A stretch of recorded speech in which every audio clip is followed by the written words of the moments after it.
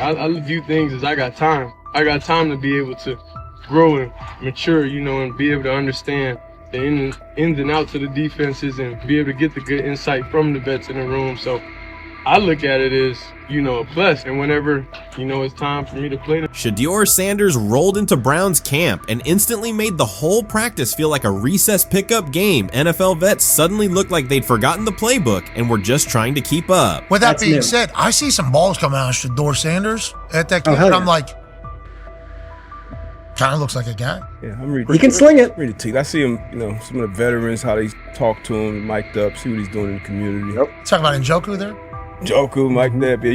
Yeah, once you see, different little interactions and things like that, I know he has the talent. We'll see. It'll be a competition that usually brings the best out of guys, especially young guys. So I'm interested to see how that quarterback situation. Right after Shedeur Sanders tightened his cleats and the Browns settled in for what they figured was a routine camp day, the whole vibe tilted sideways. No blazing comet, no UFO touching down at midfield, just a swagger-charged quarterback striding in like he'd crashed the wrong league and thought, yeah, I'll stick around and run this show. The Browns had no clue what storm was rolling in. You'd expect an NFL team to do a quick scout, maybe pull up a highlight reel or two, but nope.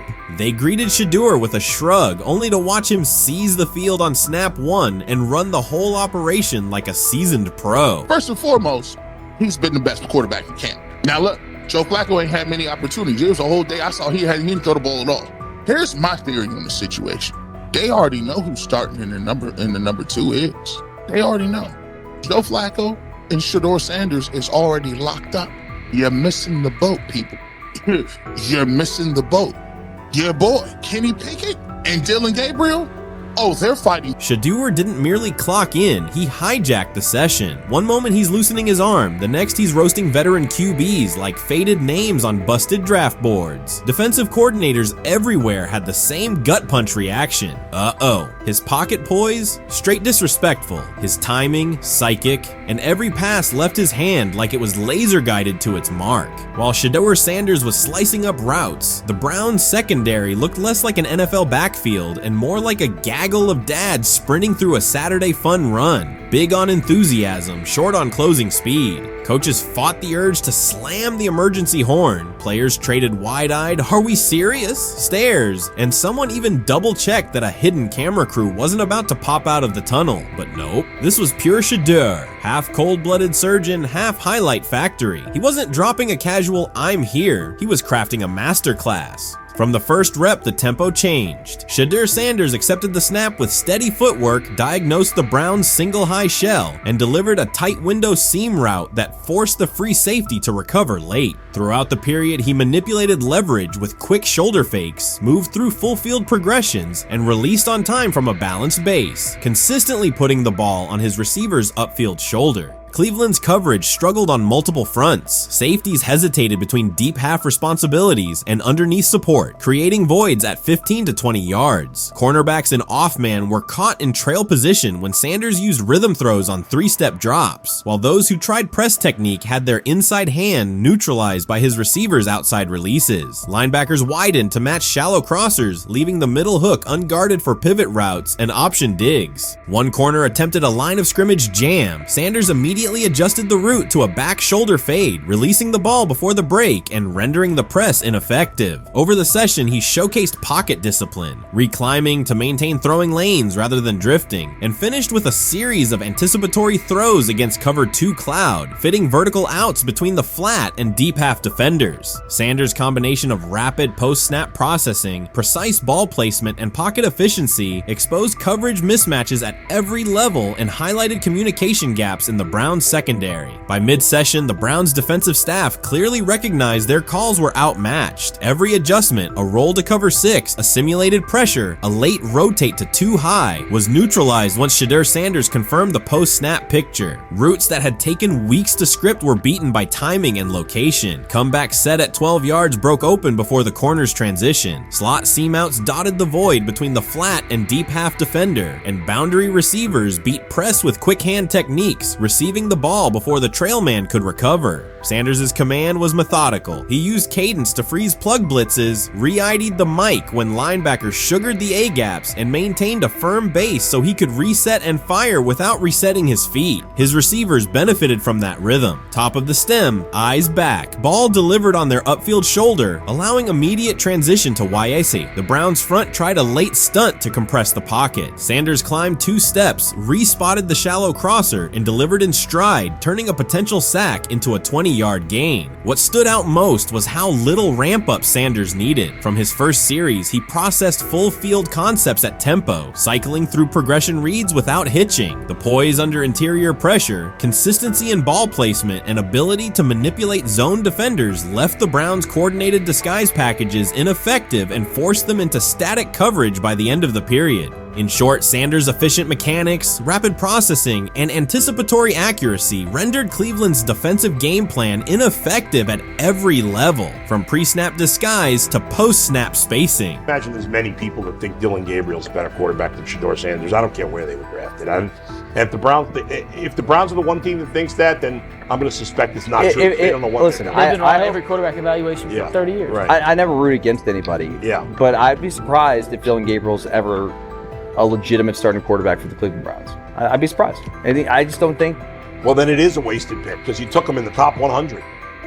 Yeah, but potentially. Yeah. May get away with it because of Shedeur. An edge rusher chirped at Shedeur Sanders between snaps, hoping to shake his rhythm. On the very next play, Sanders answered with a 30-yard laser, a deep dig from the boundary side that split the single high safety and the trailing corner. He hit the top of a 5-step drop, kept a firm base, and delivered on time to the receiver's outside shoulder, turning what should have been a routine rep into a sudden change explosive. From that moment on, every coverage wrinkle the Browns tried, rotating from cover 3 to quarter half, flashing a Tampa 2 shell, mugging both A-gaps, was met with a precise counter. When corners pressed, Sanders adjusted the route to a back shoulder fade. When safeties widened, he checked to a glance post. When linebackers bailed, he found the running back on a delayed option out of the backfield. Even late simulated pressures couldn't move him off his spot. He simply climbed, reset his feet, and fired. As Cleveland's defenders rotated through checks, Sanders manipulated them with cadence and eye discipline. He froze weak side safeties long enough to create intermediate windows, then feathered the ball into those lanes before help could arrive. When the Browns finally dropped 7 and matched every route, Sanders tucked the ball and converted 2 separate 3rd and 6 situations on the ground, reminding everyone that his mobility is as calculated as his arm. By the end of the session, the defensive coordinator's call sheet looked obsolete. Sanders had neutralized blitz looks, exposed spacing issues in zone, and forced the unit into static base coverage just to survive the period. It wasn't a camp drill anymore. It was a clinic on timing, processing speed, and controlled aggression, delivered snap after snap by a quarterback who never needed a warm-up lap to own the field. They never planned on taking him. The problem is,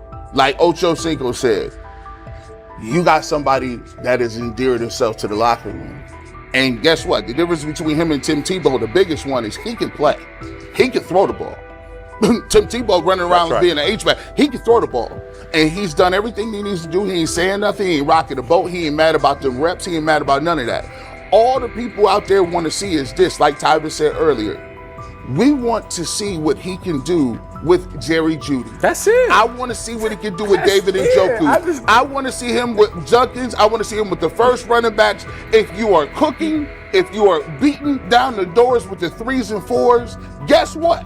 You deserve more. From the first team period on, Cleveland's secondary looked a step slow. A deep third safety hesitated on a post-snap rotation, leaving Shedeur Sanders free to climb the pocket and fire a 22-yard out that arrived before the defender could plant and drive. The supporting cast around him, players fighting for roster spots, not Pro Bowl invites, benefited from his command. Sanders used tempo to control the defensive front, altered protections at the line, and located throwing lanes so quickly that one receiver didn't register the catch until he crossed the goal line. As the Browns tried new personnel groups, coverage busts multiplied. Starters slipped out for hamstring stretches while rookies rotated in, only to find the ball arriving on their blind side before they'd completed a midpoint squeeze. On a later 3rd and long, Cleveland finally closed the interior rush lanes, compressing the pocket with 3 defenders. Sanders pivoted through the traffic, stepped into a narrow escape window, and, without resetting his shoulders, whipped a no-look pass to the boundary curl for a fresh set of downs. The throw turned a potential sack into an explosive play and left the coaching staff scrambling for answers. The people who are fascinated by Shedeur for whatever reason, whether it's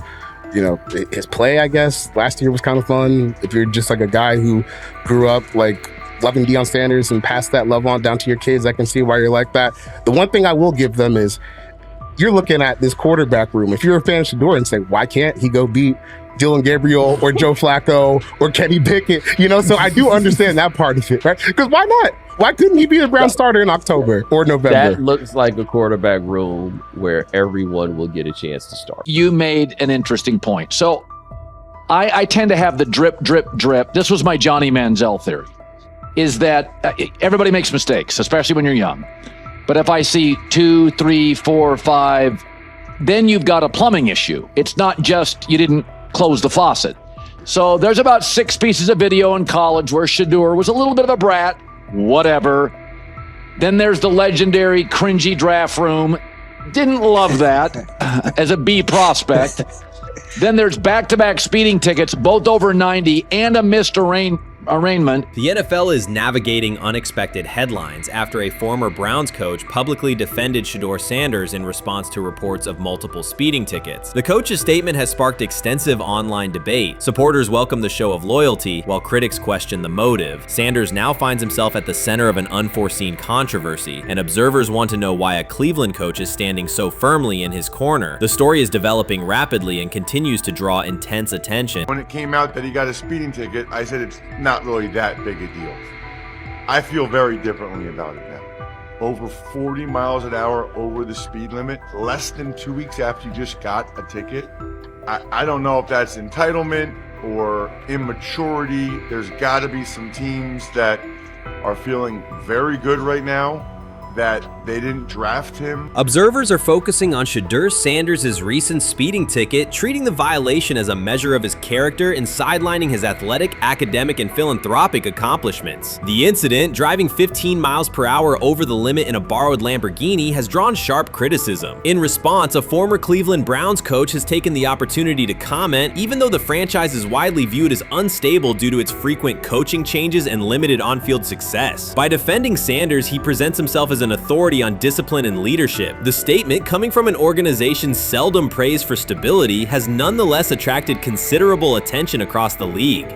You want to defend him a little bit. I thought this was an interesting take.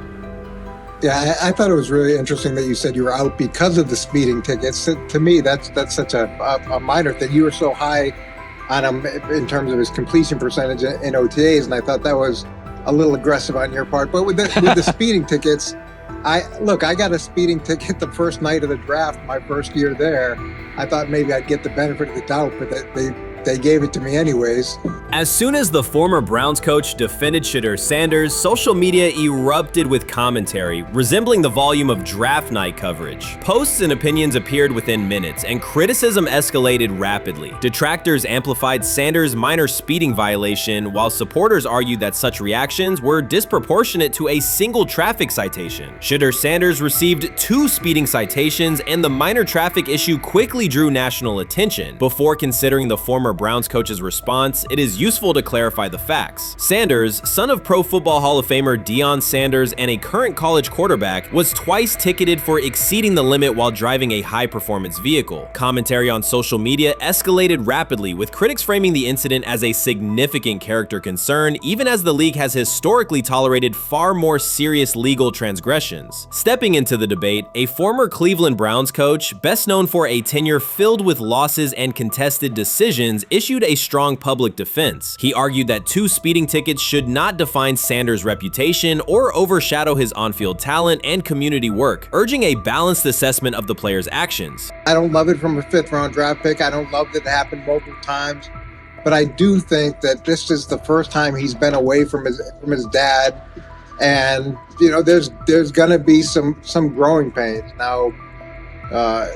would I sell my stock on it like you are? Not because of a couple speeding tickets, especially in light of the problems that Brown's quarterback room has had to deal with legally in the last few years. I mean, this is nothing. The debate quickly shifted from 2 speeding citations to broader claims about integrity, growth, and leadership. The former Browns coach framed the infractions as moments for personal development and urged observers to view them in context. Critics responded forcefully. Some called for disciplinary action, others questioned Deion Sanders' parenting, and a few sought to discredit the coach himself, despite his professional record already being widely analyzed across the league. The reaction underscores an apparent inconsistency in public standards. Fans often overlook on-field confrontations, heated sideline arguments, and other significant controversies, yet they treated Sanders' routine traffic offenses, speeding without evidence of reckless endangerment, as indicators of serious character flaws. If such minor violations were adopted as the primary measure of morality in professional football, many players would face similar criticism.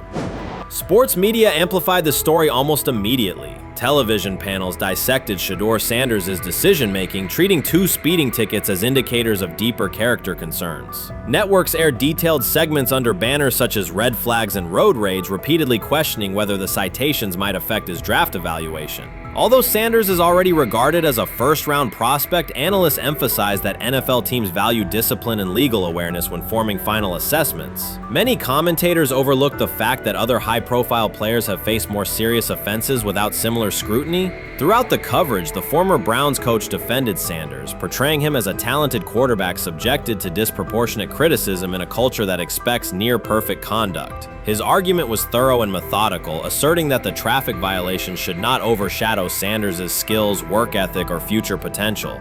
Commentators point out that the coach's intervention was not entirely selfless. He recognized the publicity potential. One day he was an overlooked figure from a struggling Browns era, the next he was a trending name across sports media. The discussion quickly expanded beyond Sanders' speeding citations to questions of image management and narrative control. Critics demanded disciplinary measures, public apologies, team sanctions, and formal statements, yet their objections seemed directed less at the traffic infractions themselves and more at Sanders' high profile, confidence, and resistance to traditional expectations. In practical terms, Sanders' brand remains intact. The coach secures renewed relevance, and the episode supplies another headline in the ongoing story of modern football. The next time Sanders is seen in a high-performance car, the debate will likely reignite, focused not on speed limits, but on the broader culture of the league. Meanwhile, new voices continue to join the conversation. Broadcaster Colin Cowherd has already weighed in, offering his own reassessment of the incident and its broader implications. Breaking news, Shedeur Sanders last night was pulled over going 100 miles per hour. All right, he clocked 101, 41 miles an hour over the speed limit in Cleveland. He will have the opportunity to fight the ticket in court.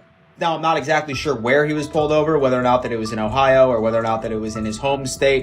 But typically when you're going 40 over, that's flirting with the line of reckless driving. Folks, I gotta tell you, I don't understand what it is with these young men driving at absurd speed. Colin Cowherd's view of Shedeur Sanders shifted abruptly. Days after praising the quarterback's poise and skill, he appeared on air to declare that Sanders is overhyped, unfocused, and distracted by celebrity. The reversal was immediate, without any gradual reconsideration. Cowherd now frames Sanders' 2 speeding tickets as evidence of poor judgment, even though he has defended other quarterbacks facing far more serious off-field issues. The sudden, wholesale withdrawal of support leaves viewers questioning the consistency of Cowherd's criteria and illustrates how quickly media narratives can change when minor incidents receive outsized attention. This is okay. nothing. Okay. How much of this is? I mean, Jimmy Haslam has his hands all over Manziel, has his hands all over Deshaun Watson. Admitted it, man enough to admit it. I saw the reaction in the draft room when they took Shedeur Sanders. Pretty obvious it wasn't the coach and the GM's pick. How much is this? This team has 8 last place finishes in 13 years owning it. How much of this is we don't have a very good owner here like Washington, D.C. and the Commanders? Yeah, I didn't love the owner stepping in and saying, hey, you got to take this guy in the 5th round. And I doubt they'll ever admit to it. While Colin Cowherd urged teams to move on from Shedeur Sanders, former Browns coach Eric Mangini offered a more measured response. Mangini, whose tenure in Cleveland was marked by mixed results, used his platform to provide context rather than condemnation. Instead of sensationalizing the speeding violations, he encouraged viewers to consider Sanders' circumstances. A 21-year-old quarterback whose life is scrutinized both on and off the field. Mangini acknowledged that the tickets were mistakes, but emphasized that they do not by themselves define Sanders' character or future. He noted the extraordinary attention athletes received today, combining the responsibilities of quarterback, public figure, and social media presence. Under such pressure, missteps are magnified, and criticism multiplies quickly. Mangini concluded that any evaluation of Sanders should weigh the totality of his behavior, performance, and growth, rather than isolate 2 traffic citations as decisive evidence of poor judgment.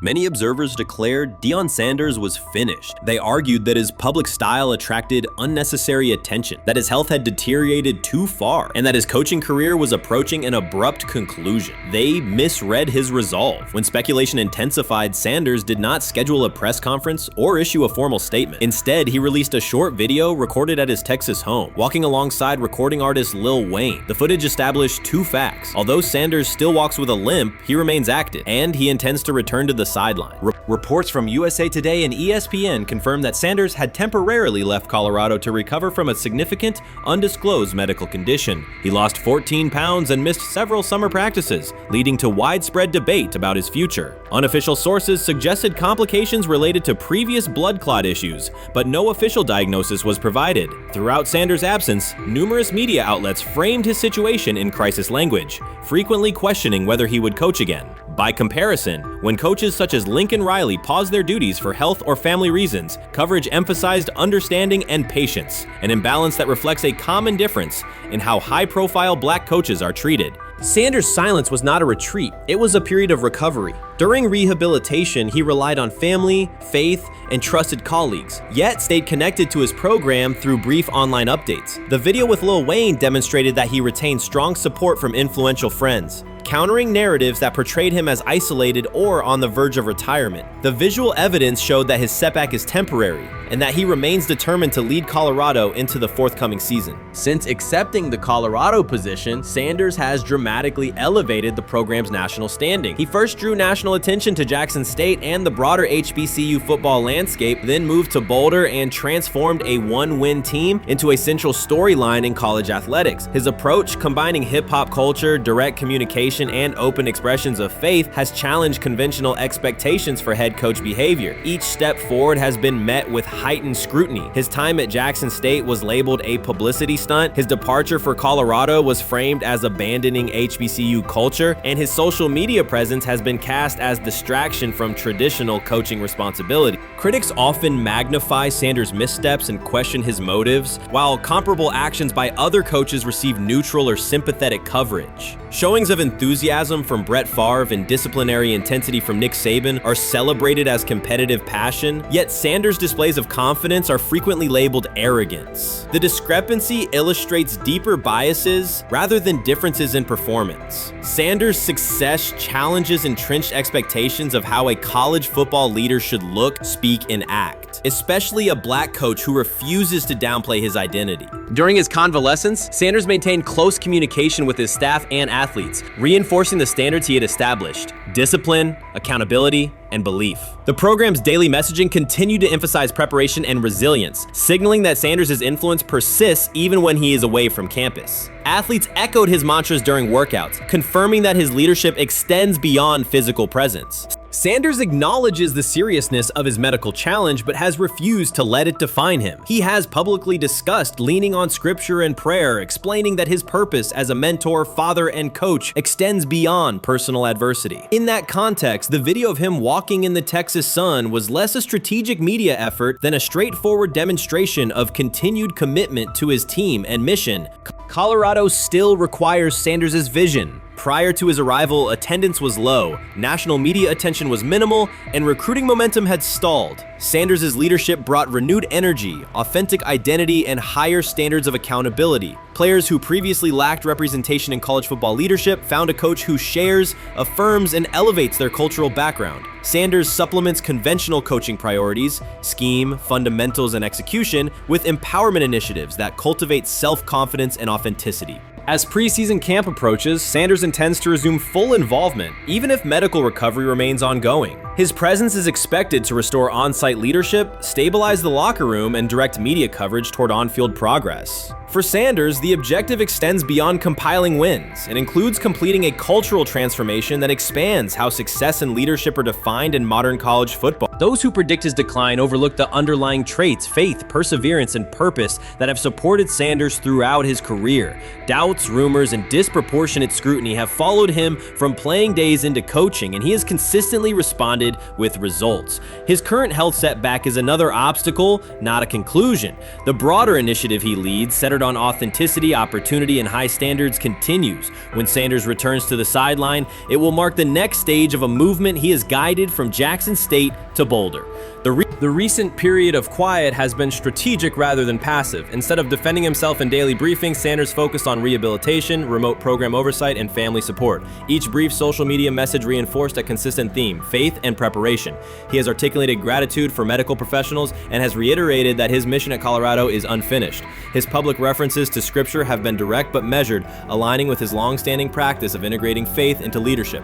By walking through his ranch with Lil Wayne, Sanders signaled continuity. The clip underscored that influential supporters remain engaged, that Sanders' broader network values his vision, and that he remains capable of navigating physical challenges. The visible limp was not evidence of imminent retirement. Rather, it documented the reality of ongoing recovery and the resilience with which he approaches each obstacle. Colorado's athletic administration and football staff continue to affirm Sanders' program direction. Recruitment communications cite his established record in fostering cultural relevance and national exposure. Prospective athletes respond to a coach who presents a transparent path to development, both on and off the field. Current players refer to Sanders' coaching points with clarity, citing specific drills and expectations that remain unchanged during his absence. These indicators demonstrate that the core structures Sanders implemented are functioning, and that his return will be an amplification, not a restart. Criticism regarding Sanders' public persona often conflates media style with coaching substance. Analysis from opponents suggests that social media engagement dilutes football preparation, yet Sanders' staffs emphasize time management and delegation. Defensive and offensive coordinators handle in-game adjustments, while Sanders directs overall culture, recruitment, and leadership. He has articulated that visibility serves to amplify program accomplishments and enhance player opportunities, not replace strategic football planning.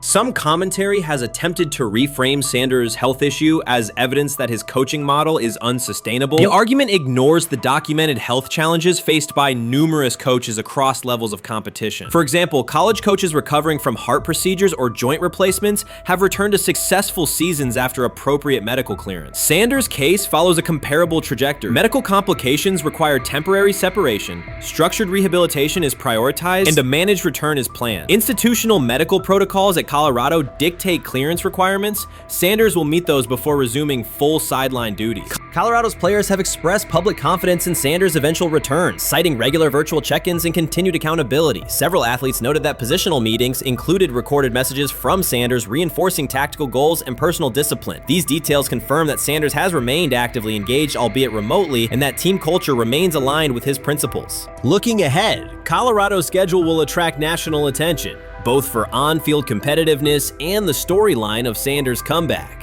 Analysts will evaluate how quickly he reestablishes day-to-day rhythm and whether his physical limitations influence practice oversight. Internal planning accommodates gradual escalation of responsibilities, with medical staff and strength and conditioning personnel contributing to phase reintegration. The broader significance of Sanders' return extends beyond Colorado. His visibility continues to challenge prevailing narratives about leadership styles and pathways in college athletics. By prioritizing authenticity, open articulation of faith, and cultural expression, Sanders offers a contrasting template to more conventional models. His eventual recovery and sideline presence will reinforce the argument that diverse leadership profiles can succeed in elite collegiate competition. In summary, rumors of Deion Sanders' coaching demise were premature. Verified reports confirm a substantial but temporary medical setback. He used the time away to focus on health, sustain program engagement, and rely on a support system anchored in family, friends, and faith. His recent public appearance demonstrated active recovery and reaffirmed his intention to resume leadership in Boulder. The forthcoming season will test Colorado on the field, but it will also underscore the durability of Sanders' vision, one that combines competitive ambition with cultural resonance. Observers who continue to question his longevity overlook the resilience and purpose that have defined his career. Sanders' return is imminent, and the movement he leads remains intact. They have never loathed college football itself. They have resisted the people determined to reshape it. When Deion Sanders, black, direct, unapologetic, walks into a room of power brokers and speaks with authority instead of deference, critics recoil. During his playing days, they complained about celebrations and gold chains. Now that he is a head coach, mentor, and father, they label him something more polite, but just as dismissive, a problem.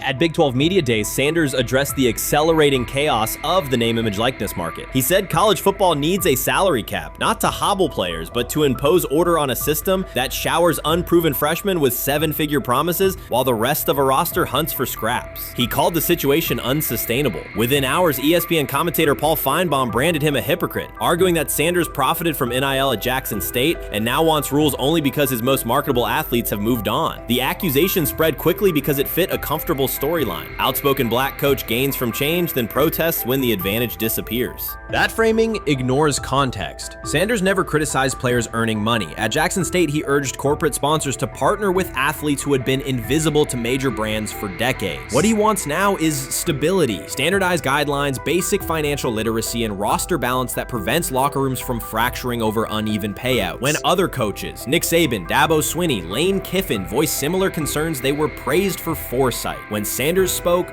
the tone shifted to suspicion. The difference is not the message, it is the messenger. Feinbaum's response followed a familiar script. When black leaders question the structure of the sport, their motives are interrogated, their credibility attacked, and their competence doubted. He did not level the same charge at Jimbo Fisher when Fisher complained that NIL disturbed recruiting. He stayed silent when Kiffin lamented the transfer portal. But Sanders, who raised enrollment and television ratings at Jackson State, brought unprecedented attention to Colorado in one season and consistently mentors players beyond football, was called opportunistic. Feinbaum dismissed the cultural impact Sanders created, the exposure for historically black colleges, the draft picks developed, the infrastructure improved, reducing his work to a marketing stunt dependent on star sons Shedeur and Shiloh or two-way standout Travis Hunter. Sanders did not retaliate. He returned to practice, media obligations, and recruiting. His confidence is rooted in faith and in the responsibility he feels toward young athletes whose lives will extend decades beyond their highlight clips. When he asks for NIL boundaries, he is thinking about freshmen handed large sums without guidance,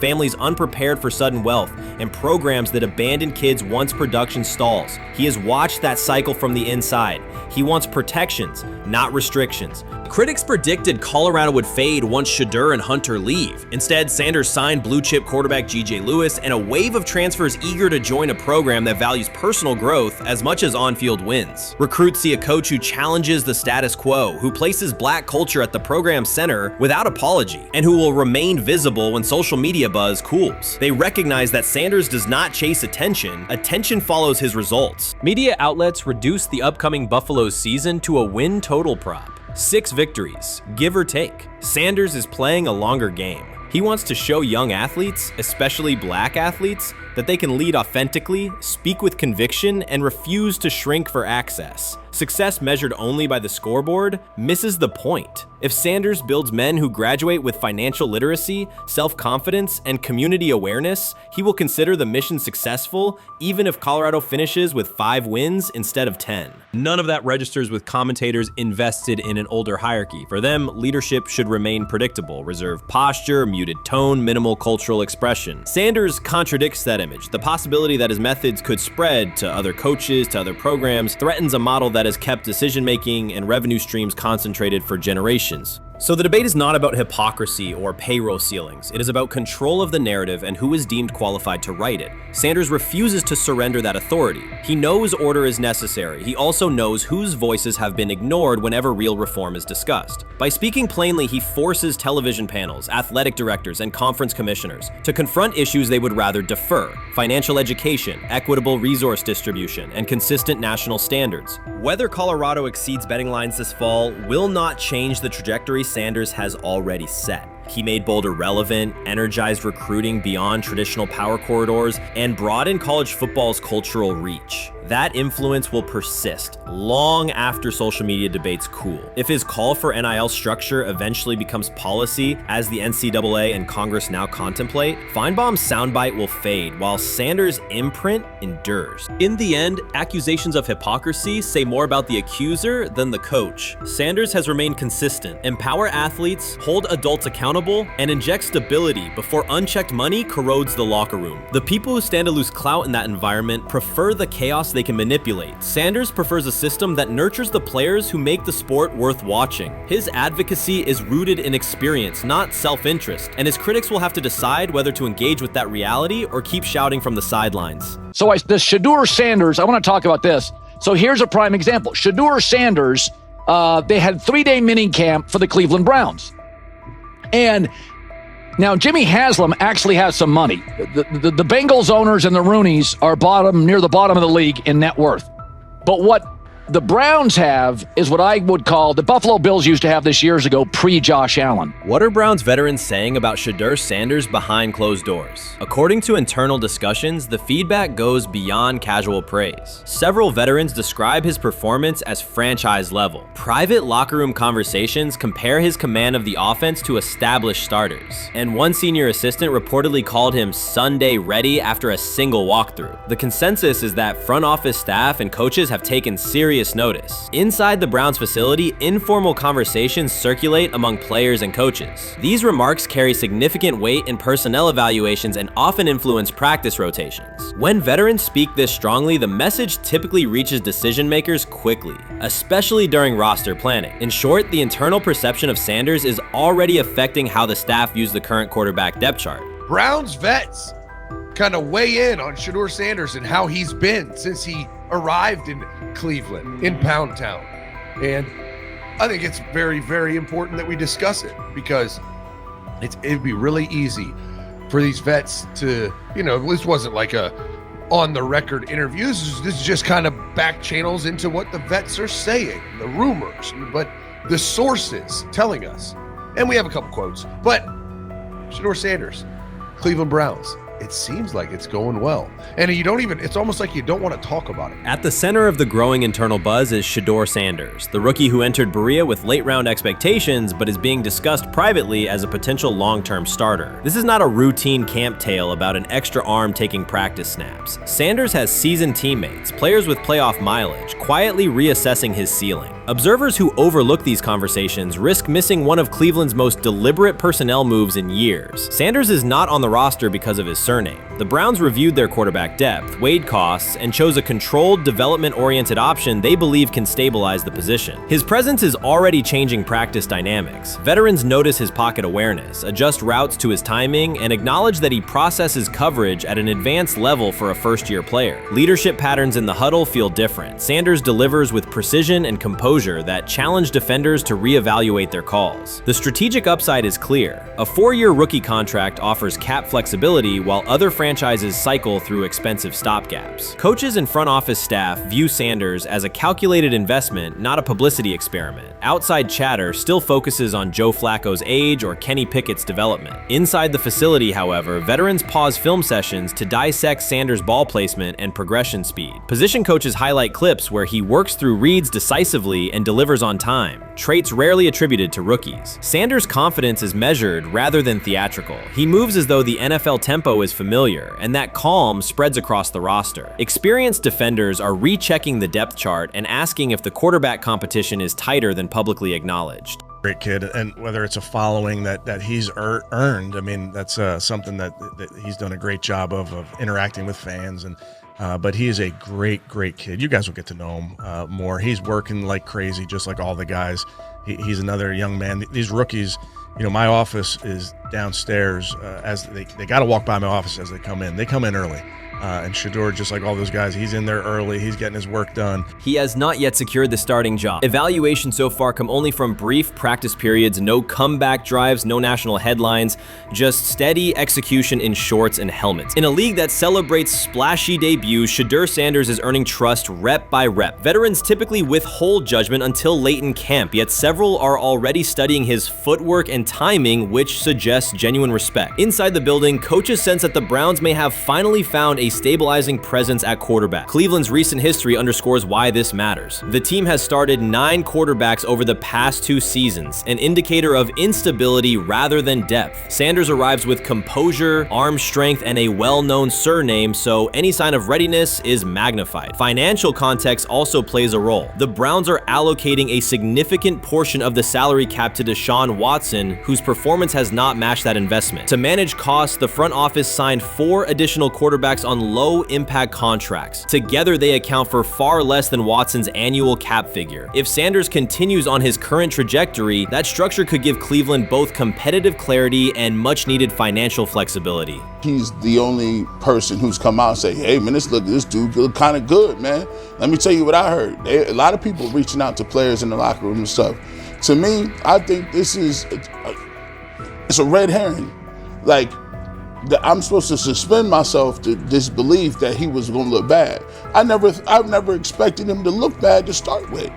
The 5th round quarterback stuff, that's involving perceptions, pre-draft analysis, and other teams. Cleveland's veterans have endured every kind of quarterback turmoil: poor reads, major injuries, shaken confidence, and sideline disputes. When a young quarterback like Shedeur Sanders steps in and appears composed rather than overwhelmed, people notice. The attention comes not just from coaches and reporters, but from the linemen and defensive leaders who have watched previous backups struggle. They are not exchanging doubts, they are sharing nods of approval. Sanders demonstrates instinctive pocket awareness, reliable accuracy, and steady poise, qualities that quickly circulate through team conversations. After years of instability under center, the Browns need someone who can remain calm and effective deep into the season. Although expectations have fallen over time, genuine interest is growing. Praise is coming from teammates who rarely commend anyone unless his performance demands it. So before your final year at Miami, there's a lot of conversations revolved around Shedeur Sanders.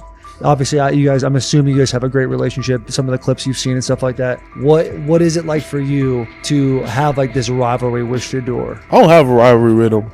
That's my boy. So at the end of the day, this whole process, we thought me and him were going to be 1 and 2 the whole time. Whether he's 1, I'm 2. Whether I'm 1, he's 2. And so that's just always been, our mindset. It didn't go that way. I thought he was one of the better quarterbacks in the draft as well, even throughout college. A lot of stuff out there on him ain't really, the truth, just because they spin it different ways. Like they spin stuff about me different ways. But I mean, when he gets his chance, become a starter, I know he's gonna make the most of it. And I'm ready to get back to work with him, after the season, talk some more stuff to him. Cam Ward directly challenged the uneven standards applied to Shedeur Sanders, calling them inconsistent and unfair. By insisting that performance, not politics, guide evaluation, he shifted the discussion from one player to a league-wide problem. Sanders' treatment now serves as a test of how the NFL supports and evaluates emerging quarterbacks. I feel a special relationship with him, especially me. First getting to know him 5 years ago when I started working with him. But it did surprise me because he's a good quarterback. It doesn't get a lot of the credit that he deserves.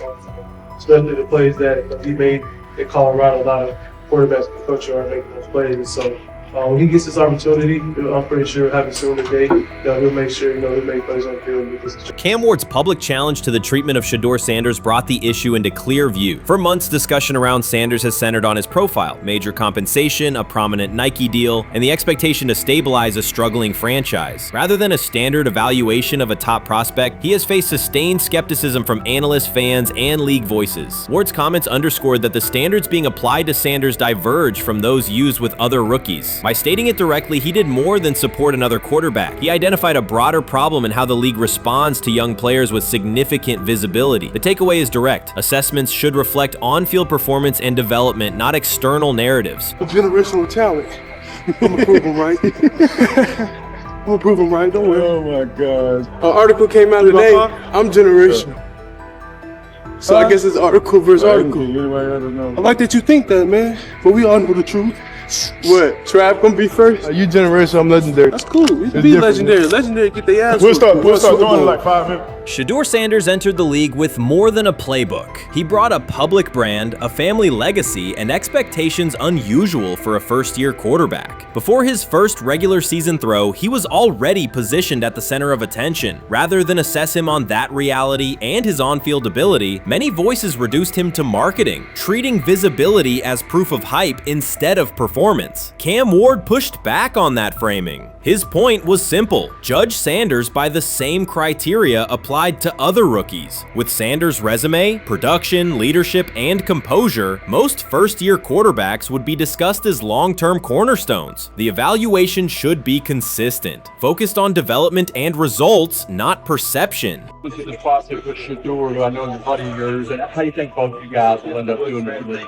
I think we'll both end up being one of the best quarterbacks in the league. I just think the work that me and him are willing to put in, the relationship we have to constantly compete each and every day, to better our craft, for ourselves. I just think it's gonna end up paying off for us in the long run. Do you guys kid each other about who's going first, and how much does that matter to you?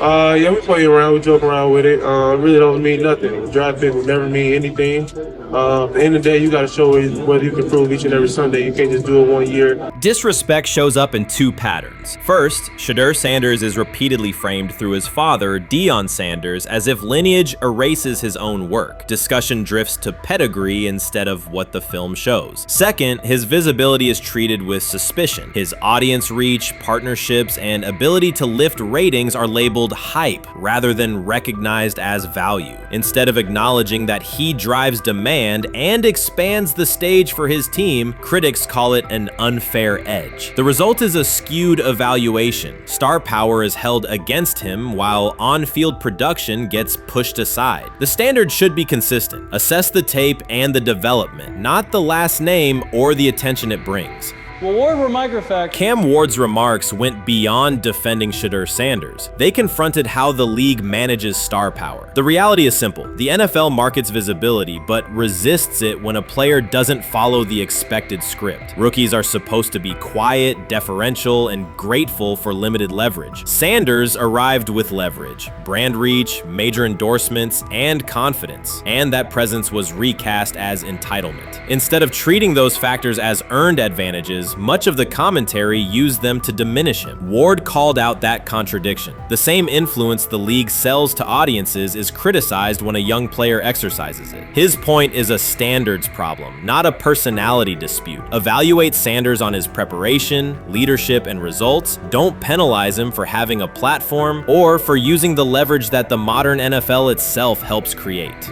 Now it sounds like the Cleveland Browns are going to all but imprison Shedeur Sanders in the football sense of a very talented rookie quarterback who obviously needs reps, needs an opportunity, and who now, barring some miraculous luck, will not get the opportunity to play in a single real game. I'm sure many around the NFL are celebrating as we speak.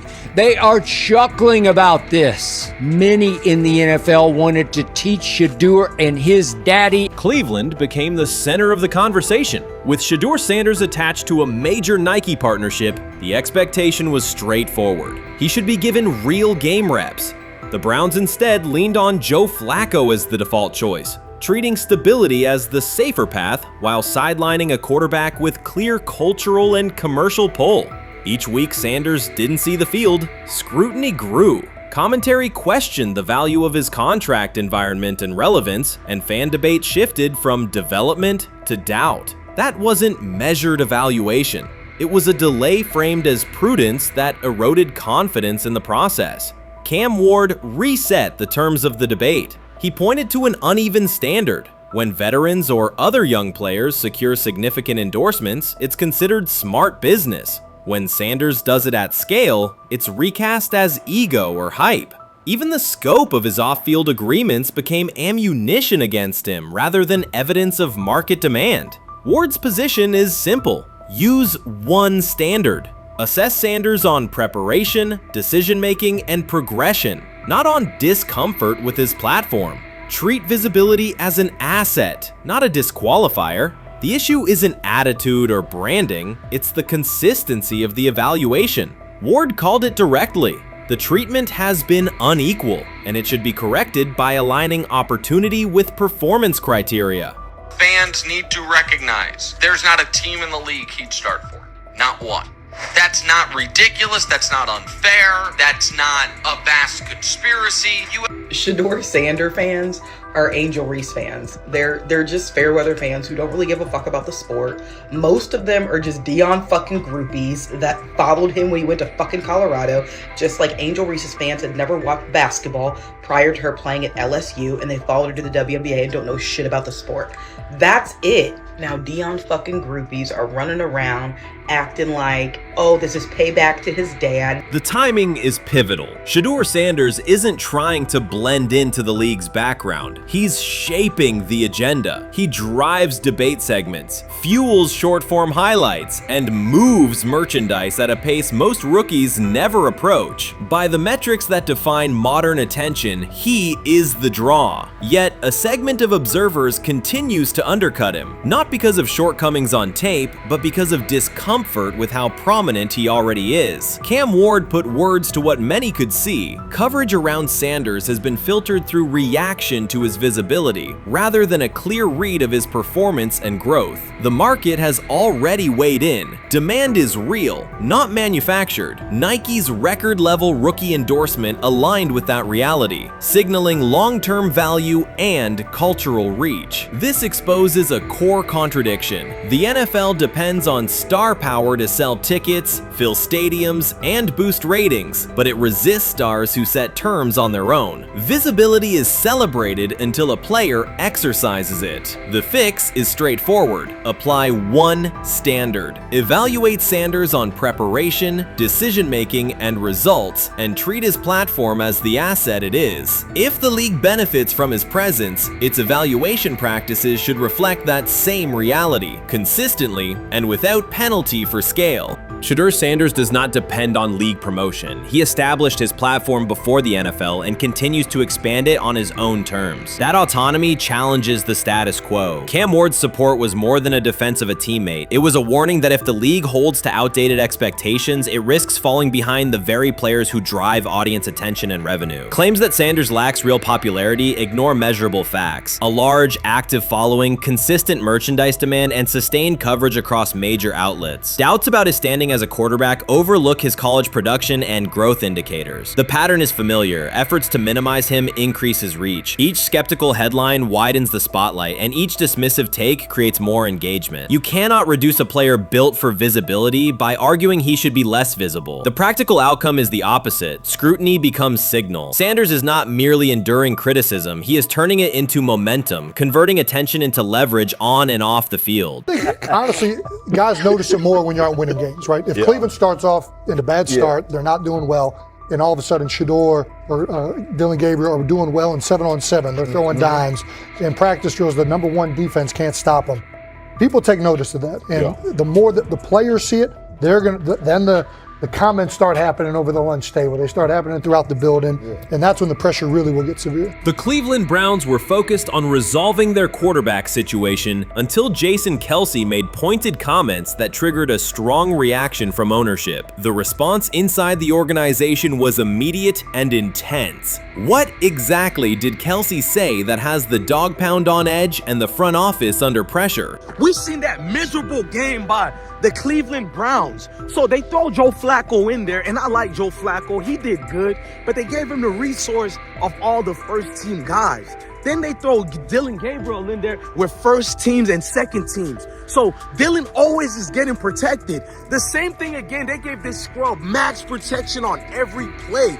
Yeah, he completed some passes, but let's talk about his mistakes. He's still inconsistent with his throws, but he at least had max protection. The Cleveland Browns continue to be defined by inconsistency and avoidable setbacks. Even as fans hoped the organization had turned a corner, Jason Kelce, fresh off retirement, offered a direct critique that reignited doubts about the team's direction. His remarks implied the franchise's structure and decision-making remain unstable and recent progress may not hold. The takeaway for leadership is straightforward. Identify core issues, align on a coherent plan, and execute with discipline. For supporters, it's another sign that the problems run deeper than a single season. They throw Shedeur Sanders in there with the lowest cab drivers you couldn't even get on 5th Street. And I'm pissed off, bro, because the play calling was abysmal. Look, even if you don't like Shedeur didn't even get a chance to be trash. Even if you think Shedeur is garbage, he didn't even get a chance to be garbage. That's how awful the offensive line was. Kevin Stefanski still doesn't want to give Shedeur second strings and first strings reps. Why is that? Browns ownership's response shifted from measured to urgent. The pattern is familiar in Cleveland. The team once treated Johnny Manziel as a franchise solution, retained Hugh Jackson for a second year despite results, and invested heavily in Deshaun Watson through a costly trade and contract. These decisions reflect aggressive but poorly aligned planning. The outcome has been continued instability instead of sustained progress. That this was the guy that they wanted to start. He's seasoned, he's experienced, he still has a big-time arm, even at his age, and they open with the Cincinnati Bengals. They wanted that experienced guy. He was always going to be the guy. They were not going to start Dillon Gabriel or Shedeur Sanders in week 1. Kenny Pickett had a hamstring injury. It makes it easy to go with Joe Flacco. And the question isn't and wasn't going to be who's the starter in Cleveland. The question is, who's going to be the backup in Cleveland? Who's going to be the number 2 quarterback when they open the season against these Bengals? Fans still show up season after season, expecting improvement and bracing for setbacks. The usual pattern has been early optimism followed by a gradual collapse. But last season was different. For a sustained stretch, the Browns looked organized and competitive, resembling a functioning team. Couple days, 3 days until roster cutdowns, how do you feel about that? Do you feel like you belong here on this team? Obviously, I think overall as a player, I feel like I put in the work. I feel like everything I do, I try to do it to my best, and that's all I ask for. So I feel like everybody feels like, they should be on the team, and if you ask anybody on the team, would they feel like they belong, in their own eyes. So I feel like I do, but I'm my own player, I think about myself in a high regard. The front office entered the offseason confident. Kevin Stefanski was being praised, and the Dog Pound believed the team had made real progress. Then Jason Kelce delivered a pointed assessment that cut through the optimism. Fresh into retirement, the former Eagles All-Pro and Super Bowl champion said Cleveland still looks like a team patching over issues rather than building a durable contender. Kelce's view was direct. The Browns' structure is fragile, and the roster is too dependent on perfect health at quarterback. He argued the team is one injury away from losing continuity and sliding backward. Because Kelce has operated inside a stable, championship-level organization, his comments carried weight with players, media, and fans. The reaction was immediate. People took his critique seriously, not as outside noise, but as an informed evaluation of how a successful team should be built. Ownership also felt the impact. Jimmy Haslam's response shifted to urgency, a sign that leadership recognizes the stakes. The criticism arrives in the context of prior high-risk decisions, especially the fully guaranteed $230 million commitment tied to Deshaun Watson. Watson has missed time and shown inconsistency when available, and the contract has constrained flexibility. Kelce's remarks highlight why depth, alignment between the front office and coaching staff, and a clear contingency plan at quarterback are non-negotiable. The takeaway is straightforward. Cleveland must convert last season's progress into a stable framework, protect the quarterback, deepen critical positions, and establish a plan that survives injuries and short-term setbacks. Without that, the games that fueled optimism will remain temporary. If you're a betting man, who do you think starts for the Browns at quarterback? Okay, this is the situation. Kenny Pickett, they actually traded for him. Joe Flacco, no one's bringing Joe Flacco in the building thinking Joe Flacco is going to be the starter. If Joe Flacco is your starter, you got a problem. You have a huge problem. And if they were saying Shedeur was the starter as the 5th rounder, you got a real problem too, because he passed over all these guys in these reps in the offseason in shorts, in bikini shorts, Speedos and stuff.